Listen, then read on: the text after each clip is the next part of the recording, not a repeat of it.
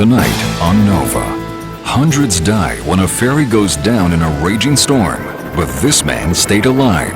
I was driven by the fact that there was always one more form of life-saving device. Centuries of tragedies at sea have led to better ways to escape because accidents happen. Experiments like these have led to innovations in life-saving equipment. But do they increase your chances of survival after you abandon ship?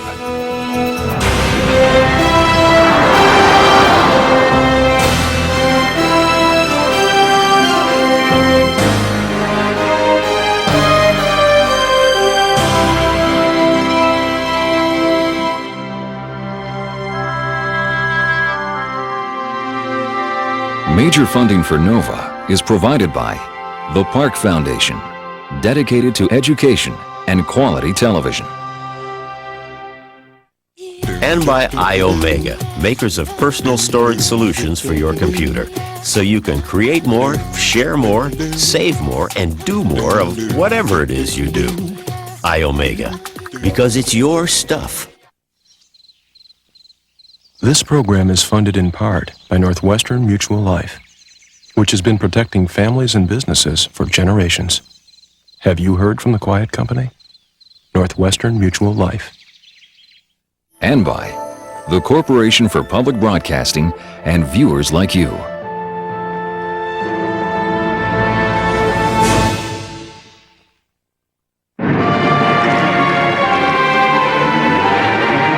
When a ship goes down in a storm, any survivors are at the mercy of an angry, unforgiving sea. I saw the sea was about to engulf me. I was going to die in this black ferment, and it seemed to me such incredible waste. I was beginning to get so cold that you stop shivering. You don't even know about it. You get way beyond the shivering stage. You're just trying to ignore this and trying to preserve yourself amongst this complete carnage. Within minutes of entering cold water, even the strongest swimmers struggle to stay alive. Cold saps their strength, and the risk of drowning increases dramatically. The harsh lessons of survival at sea have been learned from centuries of maritime accidents. Improvements in life-saving equipment have increased the chance of survival. But when disaster strikes, the sea remains a formidable foe.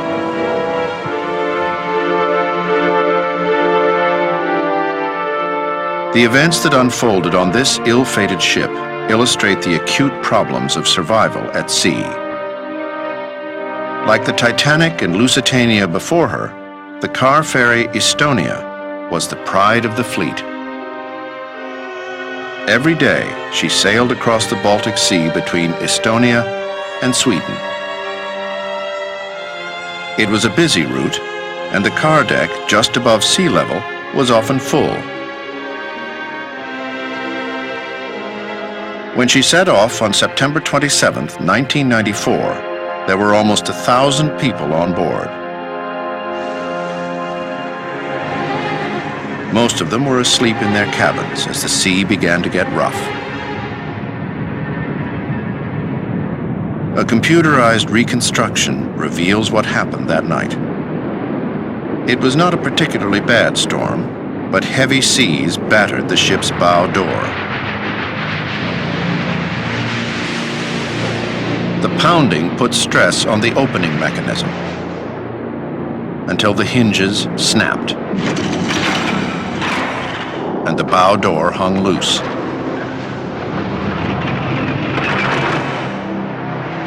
Shortly after 1 in the morning, it was forced open, and water began to pour into the car deck. Officers on the bridge noticed the water on a video monitor, but they did not realize the imminent danger. 15 minutes after the hinges snapped, the bow door fell off, releasing the ramp. The ship carried on at full speed for another minute. Water flooded the car deck, and the Estonia began to list. 8 minutes later, the crew put out a distress call. Mayday, Mayday, flight calling. Mayday, Estonia, what's going on? Can you reply?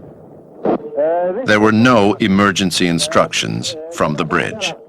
People were either stunned around me, they didn't move, they sat and didn't move, or they evacuated and ran into the ship.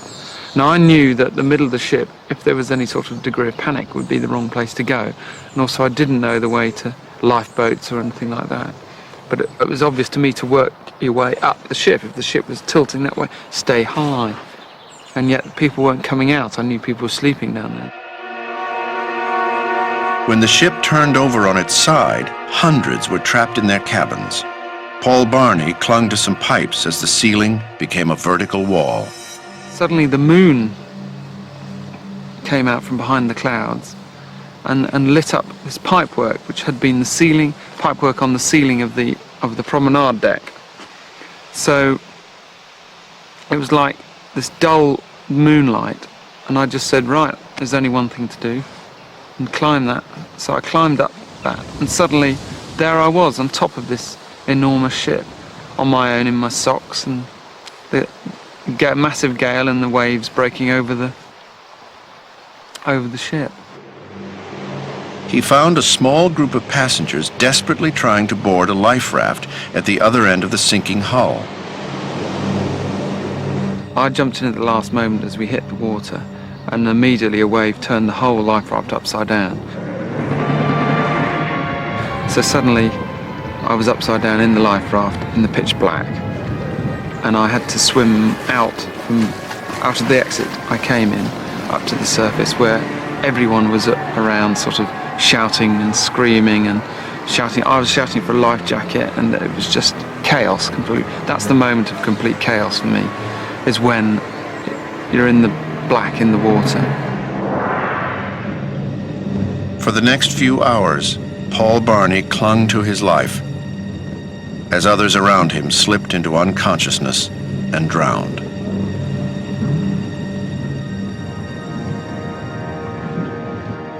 As long as ships have sailed the seas, lives have been in peril.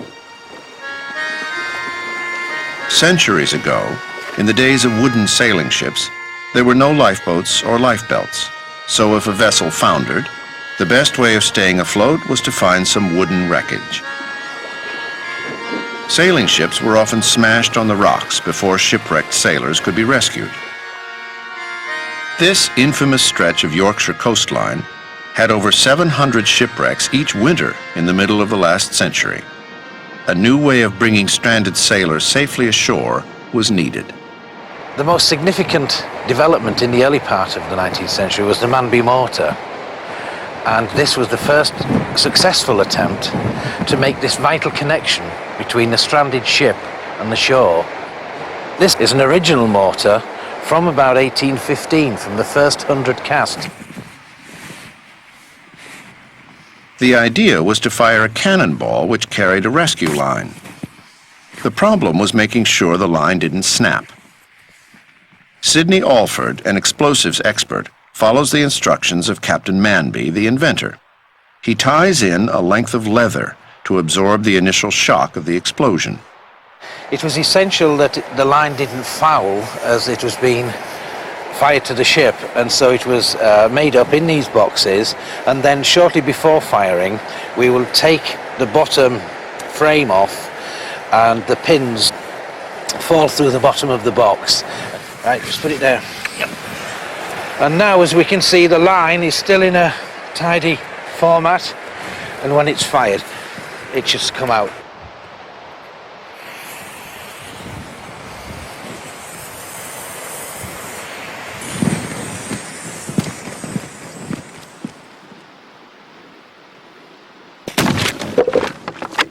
The mortar could shoot a lifeline several hundred yards out to sea. Once it was secured to the ship, the crew could be hauled to safety by volunteers on shore. This kind of rescue saved thousands of seamen's lives every year. Later, the mortar was replaced with a rocket, which had greater range and accuracy.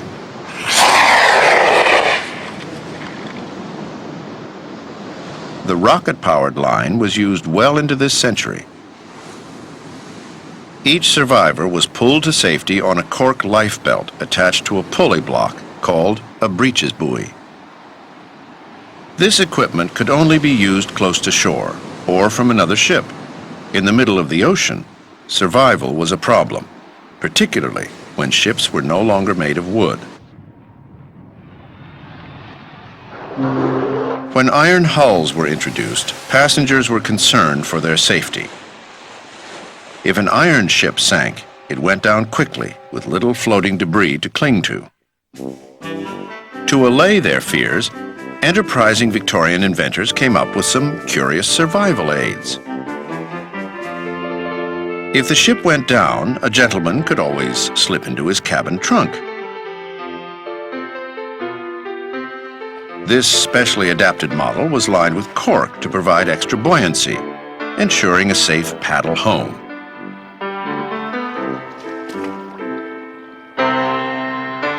In distress? Then why not mark the spot so rescuers can find you? A rubber suit, a paddle, and a life buoy? What more could a sinking passenger want? The Mayday mouthpiece. Ideal for projecting that urgent message to the loved one, if the gallant passenger can keep his head above the waves. Thankfully, none of these inventions was tested in an emergency. But the Victorians did come up with the first practical life preservers made of cork. They were worn by lifeboat crews during rescues. The cork life jacket would keep a man afloat, but testing one reveals its limitations. Dr. Frank Golden, a retired admiral and pioneer in maritime survival, assesses the jacket. It gave added buoyancy, which helped the person to stay afloat in the water, but of course it has a number of faults which we know about today. The buoyancy is equally distributed around the body, around the front of the body and around the back of the body, so that if a person was unconscious and was lying face down in the water, he'd remain stable in that position. Secondly, there was no support for the head or neck. It's really just wrapped around the top of the body, leaving the shoulders and head out of the water. And that's fine for somebody who's conscious, who's alert, who's able to hold his head out. But the head actually is very heavy, specific gravity of the head. When a person loses consciousness, the neck muscles are failing, well then the head tends to flop forward, and they could be found floating face down in the water, inhaling the water. But any life jacket was better than nothing. When this World War I battleship turned over, the survivors who made it to the deck slid down the hull into the sea.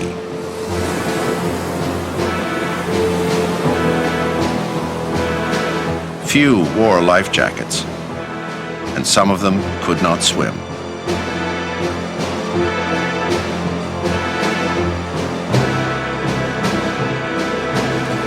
If they were lucky, they might find a Carley float, which they could cling to. These light aluminum floats carried rations and first aid, but they were no use if a person's strength was fading. Thousands of seamen lost their lives in the cold waters of the Atlantic during the First and Second World Wars. Airmen were more fortunate. They were issued with Mae Wests. The early ones had to be inflated by blowing into a tube. They provided good buoyancy, but they suffered from the same problem as all early life jackets. If the airmen became unconscious, they were almost certain to drown. Some of the problems of life jackets were identified in the Institute of Aviation Medicine in Farnborough during the war by two Air Force medical officers by the name of McIntosh and Pask. Dr. Edgar Pask was the guinea pig in a series of experiments where he came as close as he dared to drowning. Pask very heroically allowed himself to be anesthetized, and he was anesthetized and had a tube put into him to facilitate breathing while he was unconscious. He was then given a standard life jacket and immersed in the water. And it was quickly revealed that in an unconscious man, the head wasn't being kept clear of the water, or in fact in one case, I understand, he even sank. They showed that it was, if you were horizontal in the water, that was an undesirable position to be in, and they showed if you were vertical in the water, it was equally undesirable because the body tended to bob up and down periodically with the waves, and you got alternative wave covering the airway and not doing so. So they found out that the optimum position for a man wearing a life jacket in the water was at an angle of 45 degrees to the surface. After these experiments, life jackets were redesigned with a firm collar to support the head.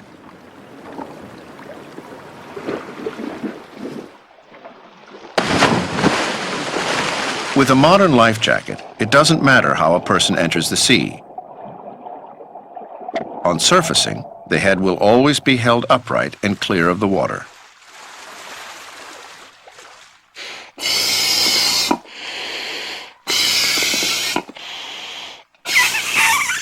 So now I've got a nice splint for my neck, all the buoyancy in the front of my body, nice splint to my neck. When I'm floating now at 45 degrees, my neck's going to be my head is going to be kept out of the water and my airway protected from calm water. But with rough water, when the waves are breaking, the waves will wash up over the front of the face and will wash over my airway. And I could drown quite easily when I lose consciousness. So to overcome that problem, you need some form of face screen. These splash guards will help protect the airway from the wave breaking up over the front of the life jacket. And if the person can get them on, it will enhance his ability of staying alive once he loses consciousness. But even the most modern life jackets would not have saved the crew of this ship, which set sail on its maiden voyage in 1912.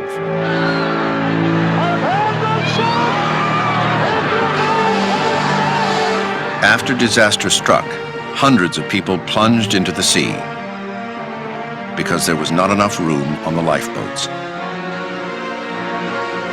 The Titanic disaster alerted the world to the real danger of abandoning ship. The sinking of the unsinkable ship made nations sign international safety regulations for the first time. From then on, everyone traveling on a ship was guaranteed a place on a lifeboat and an approved life jacket. All ships were required to conduct lifeboat drills. This was a simple procedure for an upright ship in calm water, but in more extreme conditions, it could deteriorate into chaos.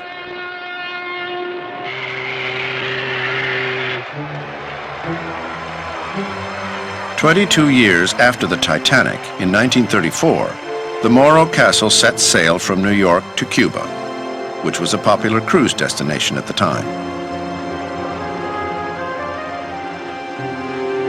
It had a full complement of lifeboats, but the passengers were not taught how to use them. The captain wanted everyone to enjoy the party atmosphere.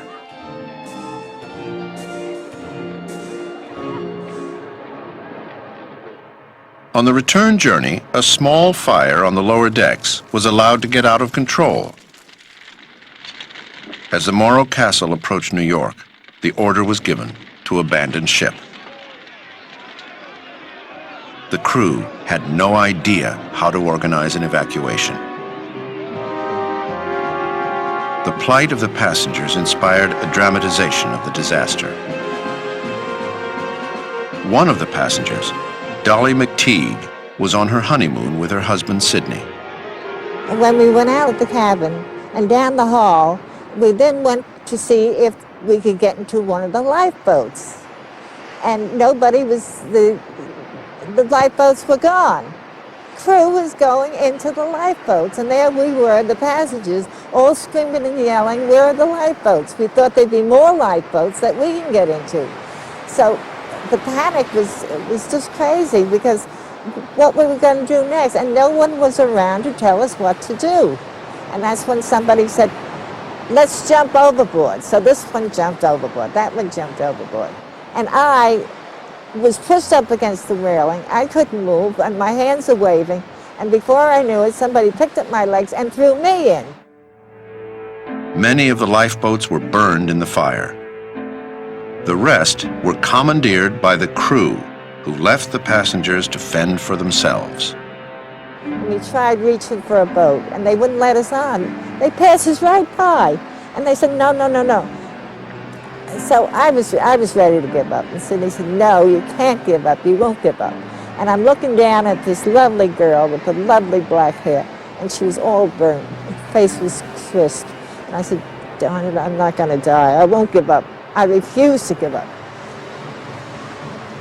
So there was a boat way over there. And we happened to have enough strength in us to swim over to that boat. But we were saved, at least on the boat. The 4 lifeboats that made it to the shore carried 119 crew members and only 15 passengers. The code of the sea had been abandoned with the sinking ship. And we always thought that the crew was, you come first. But we were so mad and determined to find out what the heck happened on that boat, because something was wrong. Something had to be wrong. The Morro Castle tragedy cost the lives of 124 people.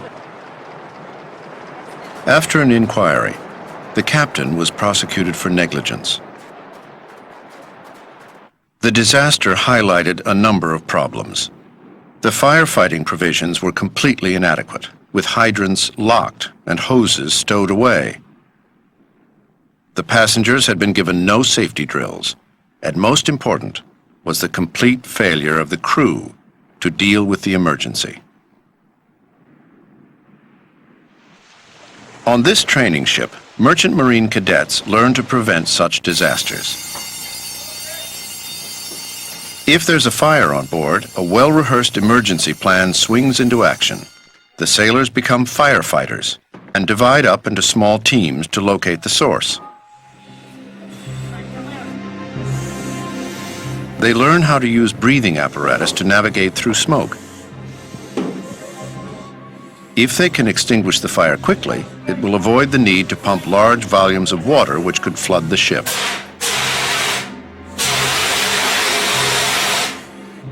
They are also trained to search through the ship's compartments for victims overcome by smoke.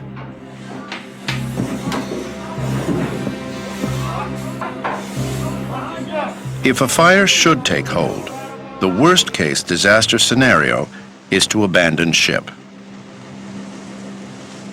On Patriot State, what's one of the most important things that we've always taught you?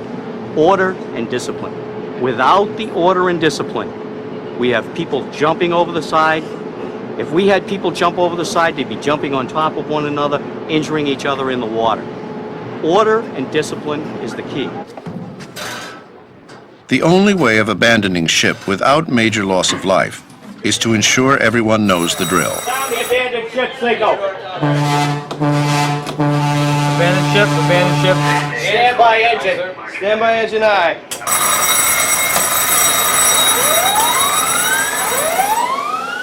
Down in the engine room, the crew is particularly vulnerable.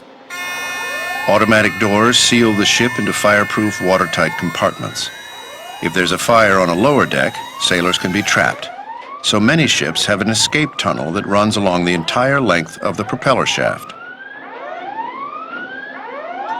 A vertical chimney is their direct link to the top deck. Abandoned ship, abandoned ship, abandoned ship. Mahoney. Yeah. DePriest. Malikis. Not knowing where to go is a common problem.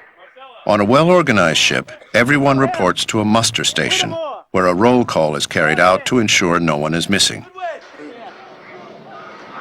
On my count of 3, release your tricing pennant. 1, 2, 3. Some of these cadets will become the cruise ship officers of the future.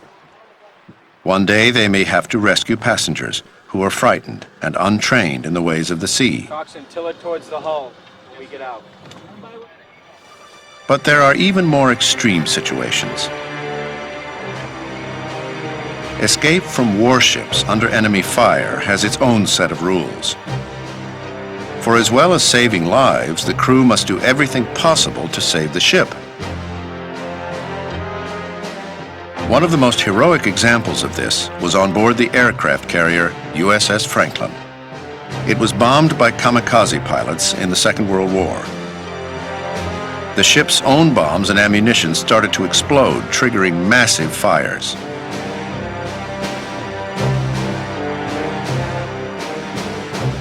Most of the crew was evacuated, but damage control teams stayed on, battling the fire for 5 days as the ship limped back across the Pacific.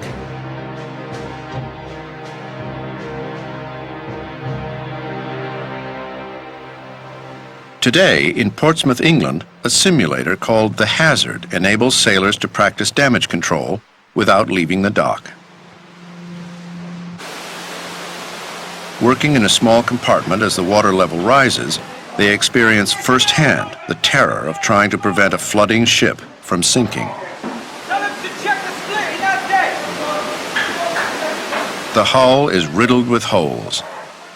Their task is to stem each new leak.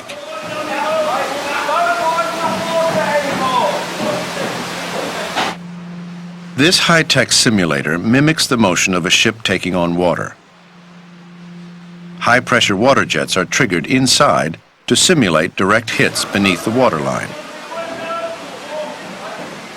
It's like a plumber's worst nightmare. To combat the danger, the crew adopts a low-tech approach. They use crude tools, wedges of wood, hammers, and scaffolding braces. Wood expands when it's wet, so by plugging each hole, the sailors can cut down the water flow. They must work fast, because the water level in the compartment is almost up to their necks.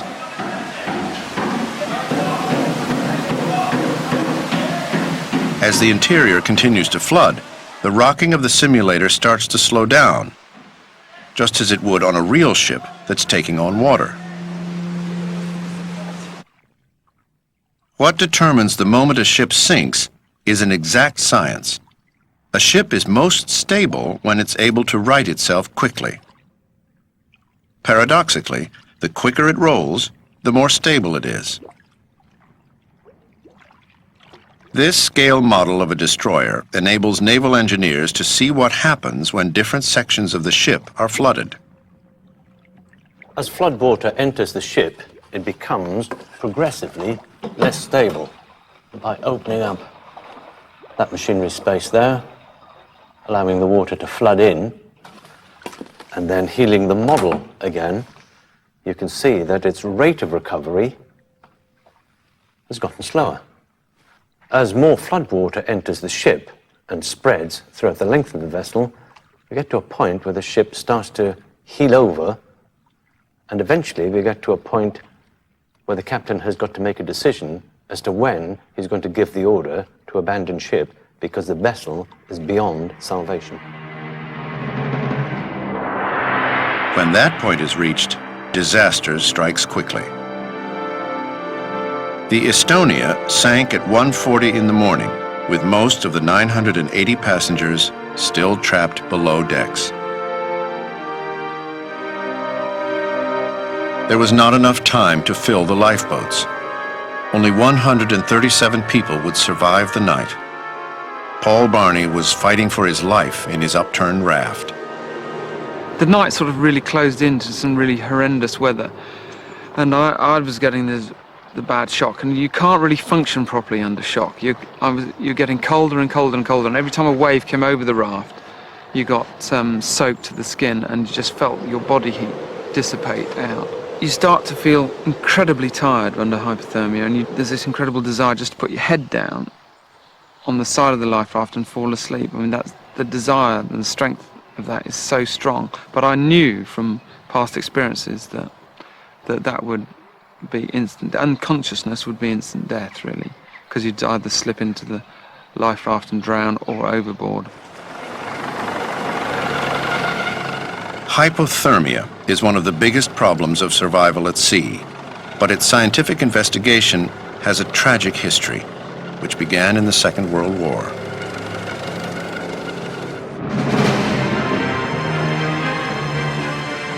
The German Luftwaffe was concerned by the number of pilots lost at sea. Sometimes they died of cold even after they were rescued. It was this problem which led to a series of horrific experiments at the Dachau concentration camp. Nazi doctors watched as their subjects slowly shivered to death. The perpetrators of these unethical trials were later convicted of war crimes. One of the few survivors was a Dutch prisoner called Post Uitweer, who was 25 when he was ordered to strip and enter the freezing water. So we were completely naked in the water, and I don't know how long I stayed in the water. Could be half an hour, could be more, but I was terrible cold. My muscles were frozen. I hardly could move, and I couldn't speak. I could hardly speak anything. And then at a certain moment, I was heaved out of the bath and put into a hot bath.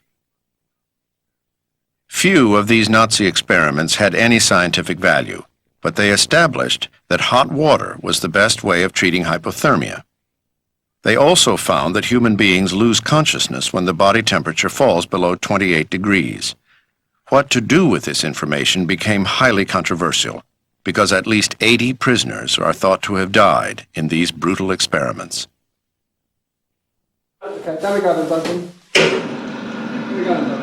Cold water survival research since the war uses volunteers.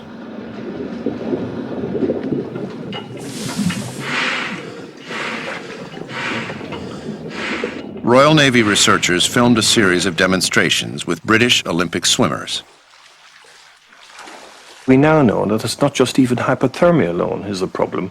We now know that in the first few minutes of immersion, you suffer a phenomenon called cold shock, where you can't control your breathing, and your heart rate soars, and your blood pressure goes up, and you're totally incapacitated for just a few minutes if you're not used to cold water. And even competent swimmers, Olympic standard swimmers, get into difficulty in those first few minutes, and they can't even swim a short distance to save their own lives. Later on, and much later, body temperature ebbs away, and then people suffer from hypothermia. So they have to survive the cold shock phenomena before they even die from hypothermia. Another volunteer was submerged in water at 5 degrees centigrade. The experiment was supposed to last 5 minutes, but he could only withstand 2.5.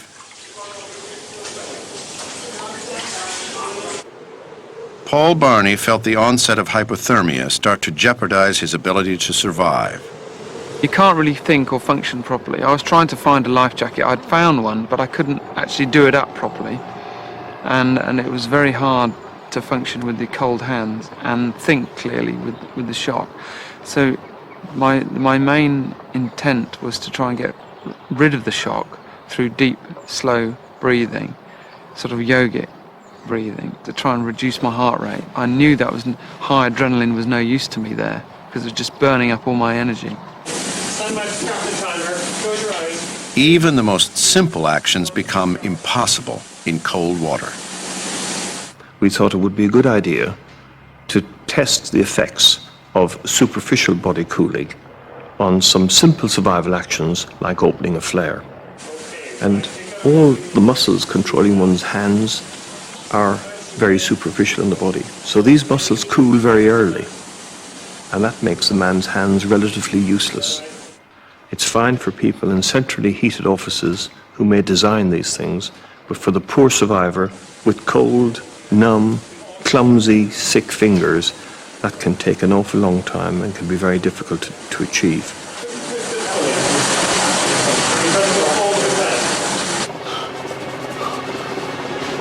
Staying alive after abandoning ship is hard enough. But an even more extreme survival challenge is underwater escape from a submarine.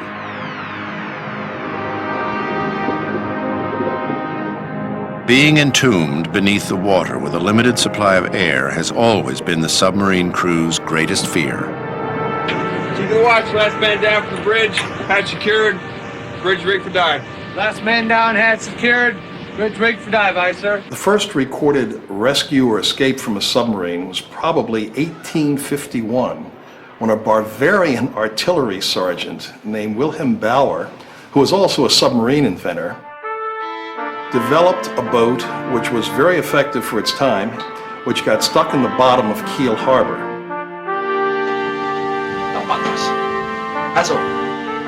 This German movie dramatizes Bauer's pedal-powered descent into the harbor. Everything went well, until water started to leak through the hull.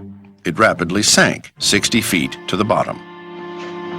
He had two assistants with him. They immediately panicked. He calmed them down, flooded the submarine intentionally to build up the pressure in the submarine to the same as the water outside.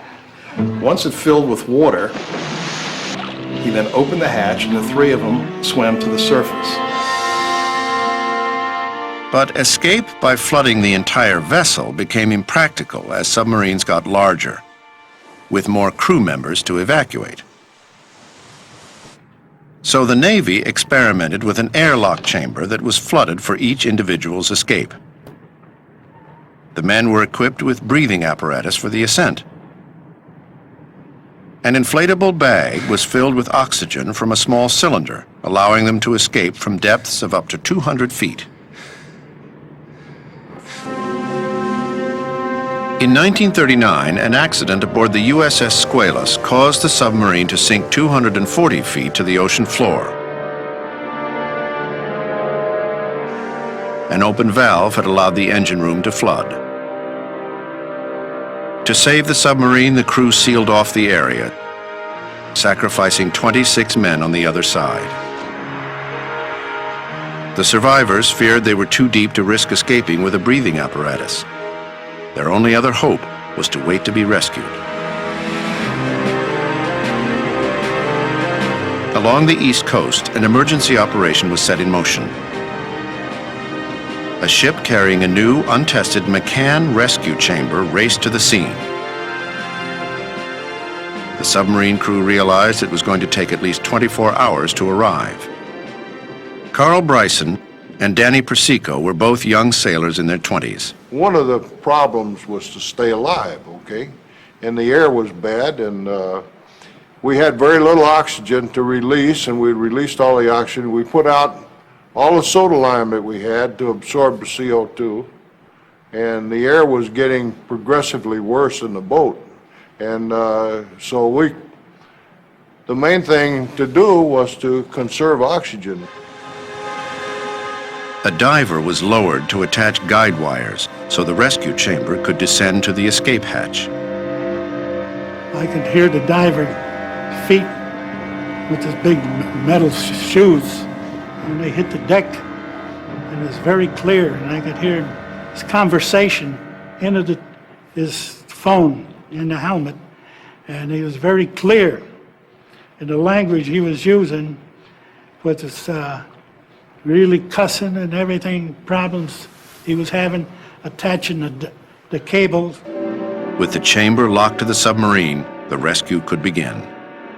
The crewmen could open the hatch within the chamber, the hatch to the submarine, and then pass from the submarine into the steel chamber, close their hatch again, close the bottom hatch of the McCann chamber, and then be pulled up a cable which ran through the center of the chamber up to the surface. And it could go up and down several times like this, just like a lift. Danny and Carl were in the last group to be rescued. After 34 hours on the bottom, they waited for the bell to return for the final trip. It felt good till we got up to about 155-foot level, and we couldn't go up, and we couldn't go down. The lifting cables had become entangled, so the men were trapped in the bell halfway between the submarine and the ship. The only way of saving them was to haul the bell up by hand.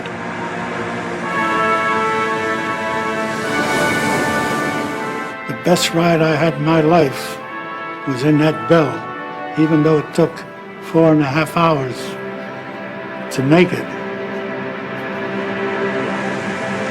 The McCann rescue chamber was never used in an emergency again.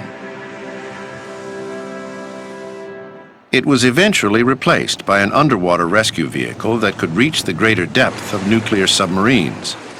This mini-rescue sub rides piggyback on a mother sub. In an emergency, it travels to a disabled submarine, locks onto an escape hatch, and then ferries survivors from the stricken sub back to the mother sub. 105 feet. So far, it's never been used in an emergency. When accidents occur at shallow depths, there's a much easier way of escape.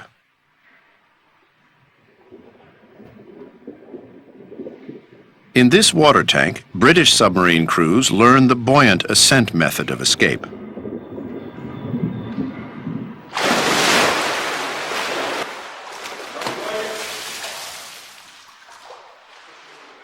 They wear a special suit filled with air. After taking a few last breaths of compressed air, they zip up the suit and climb into a flooded escape chamber.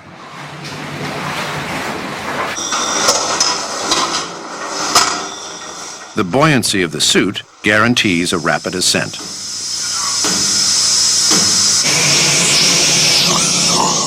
When the hatch opens, he goes. The hatch is the only thing that's holding him down. With that much buoyancy, he goes straight like that. And whether he likes it or not, he goes up to surface. He can sing a song if he feels inclined.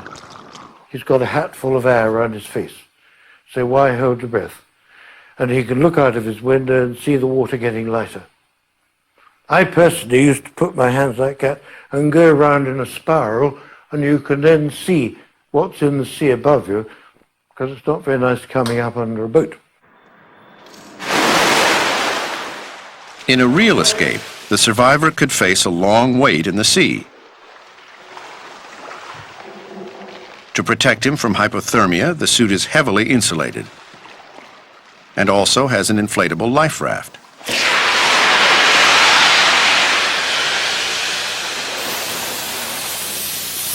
It keeps him out of the water, cocooned from the cold.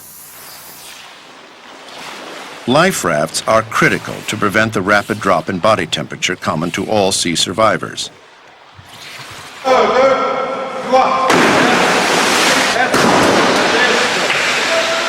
At the Marine Training Center in Holland, oil workers and ship crews are trained how to use life rafts. These men are wearing insulated suits, which increase survival times in cold water.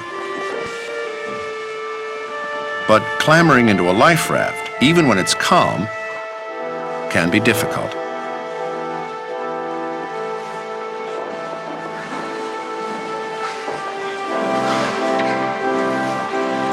Most ships carry self-inflating life rafts, which can be deployed quickly.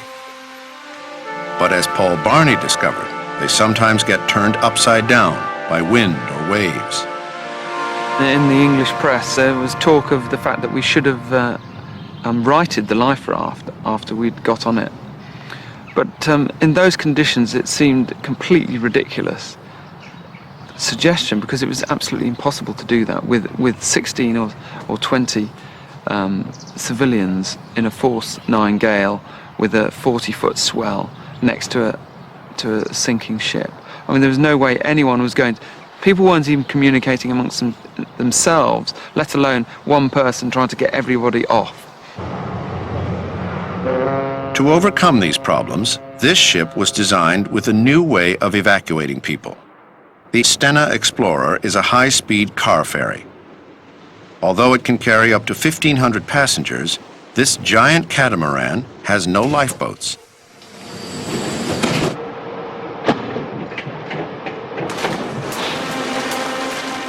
In the event of an accident, the crew deploys enormous inflatable escape chutes. They are taking part in an evacuation test monitored by Britain's Marine Safety Agency. 200 crew members must demonstrate they can evacuate the entire ship in under 18 minutes.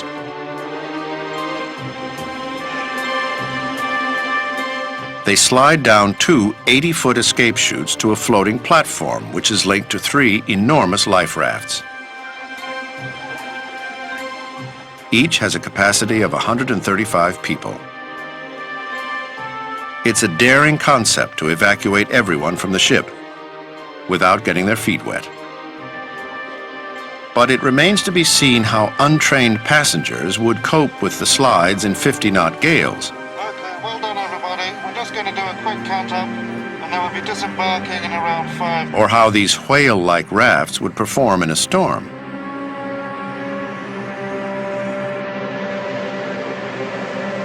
One of the toughest places to escape from is an oil rig at sea. The risk of fire and the great height of the platforms make evacuation particularly difficult.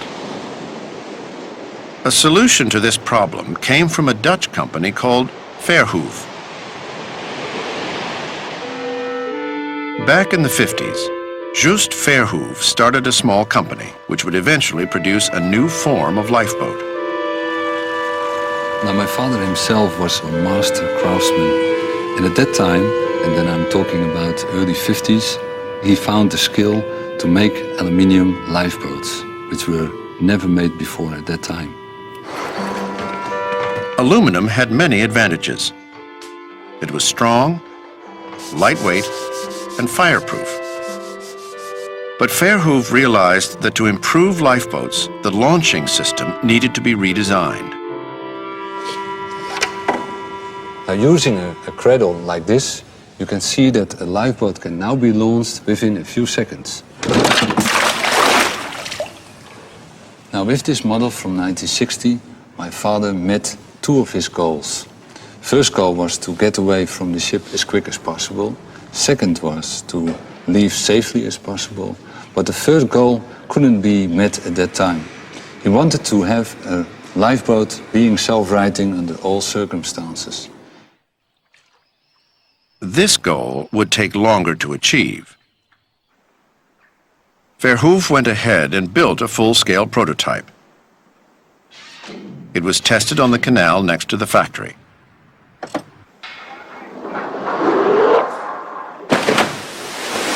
A rich ship owner who had lost 2 ships in heavy seas funded the project because he wanted safer lifeboats for his ships.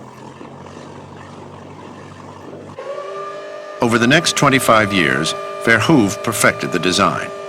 If his lifeboat was to be used from oil platforms, he had to ensure that it could be launched from a great height. He developed a pointed bow to reduce the impact on passengers as the boat hit the water.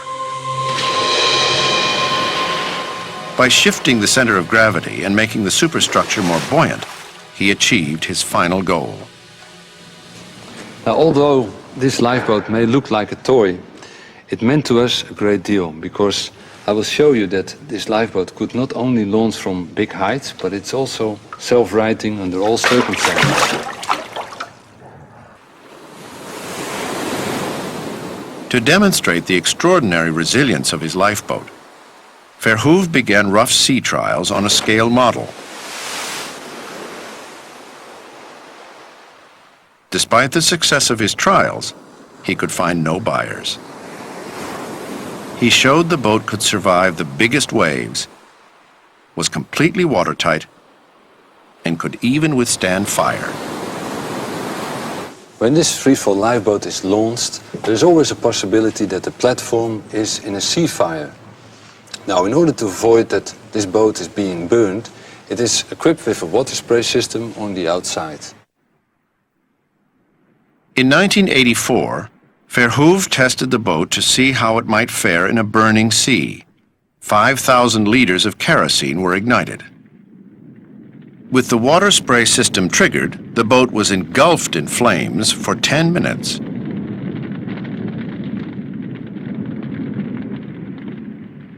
The result of the test was brilliant.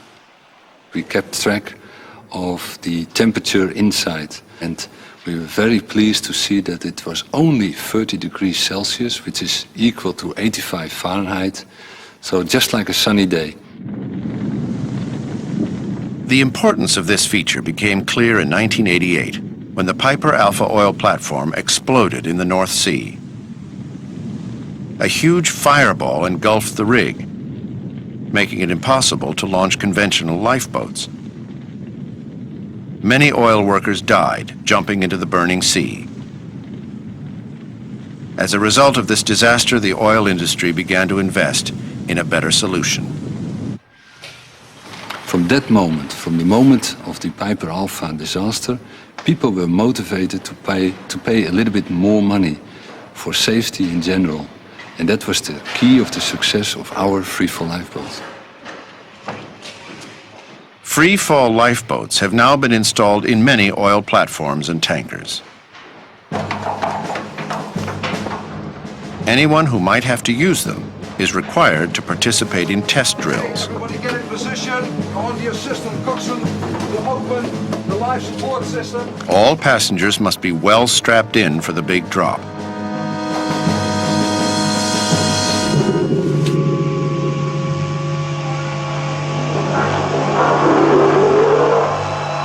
The free-fall lifeboat provides a rapid escape from danger for trained crews, but it is not suitable for mass evacuation.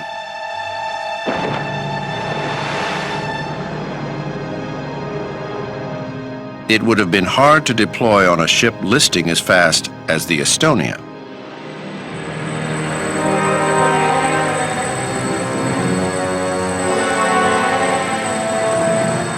Paul Barney's ordeal continued until first light, when helicopters began rescuing survivors. 10 people on his life raft did not make it through the night. By dawn, there was about 7 people left in the life raft. I was driven by the fact that there was always one more form of life-saving device or something that could save my life.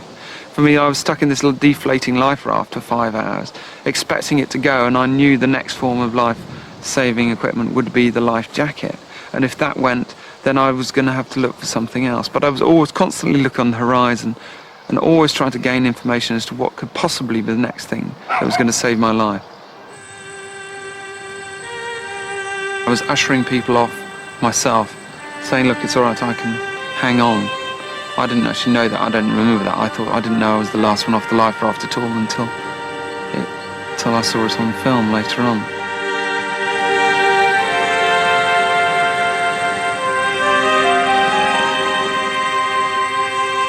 He had survived the Baltic Sea through his sheer determination to live.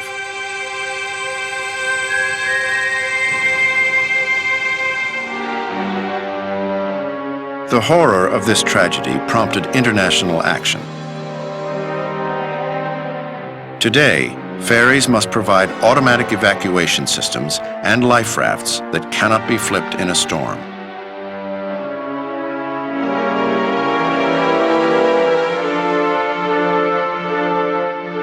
The sea will always be an unforgiving environment. But the lessons from past disasters hold the key to our survival.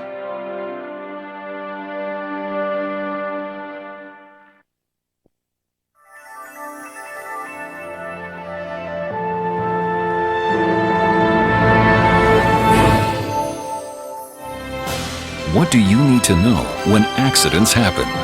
Be prepared. Log on to NOVA's website.